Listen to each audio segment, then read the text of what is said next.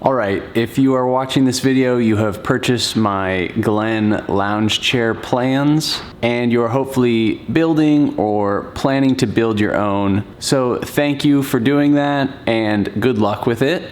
But in this little video, I'm going to talk about the trickiest part of this build, and I'm going to do my best to explain it. So here we go. The general idea and kind of the way I think about each joint is I first choose a reference face that will kind of be my starting point. And this face will be what I reference the fence on my domino with. So let's first start with the front joint. So for this front joint, I want my dominoes to be in this orientation. So I'm going to reference my domino machine off of this face. That means that the mortises into the legs will be the easy ones, and the mortises into the seat side will be a little trickier. To cut the mortises into the legs, I just set a mark on my reference face, then I cut two mortises at two different heights. And to do this, I like to use the positive stops on the domino so that I can repeat these cuts easily. In my case, I use the 28mm stop, which actually means the mortise is being cut 14 millimeters below the reference surface. Then I adjust to the maximum depth, which is 30 millimeters from the reference surface.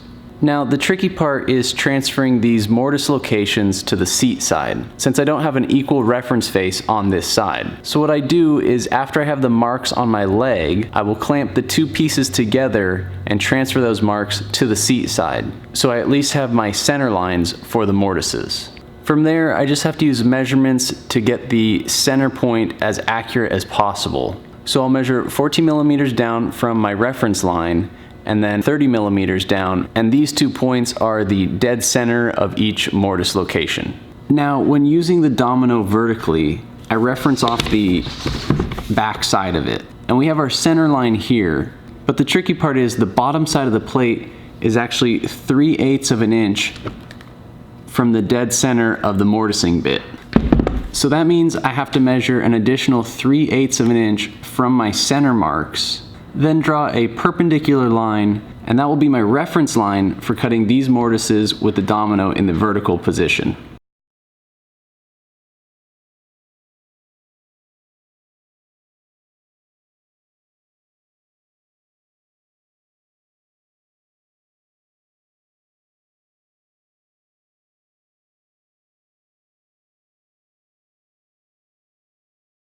And I do the exact same process on the back joints. The only difference is that because I want my dominoes oriented vertically, like I did in the front joint, I'll need to use my seat side as my reference face, then transfer the marks to the leg to do the freehand mortises.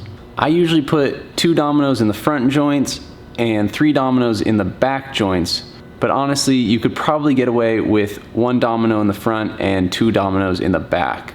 Okay, hopefully that all made sense. Definitely give it a couple test runs on some scrap before you start diving into the real thing. And of course, shoot me an email if you need a little more explanation. But thanks again for purchasing the plans and giving it a shot, and good luck with it.